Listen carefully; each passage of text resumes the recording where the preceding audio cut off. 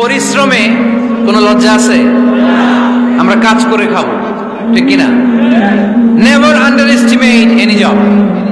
যুবক ভাইয়েরা শুনতেছ? এরকম আওয়াজ করতে হবে, কান খাড়া করে শোনো। Never under estimate any job.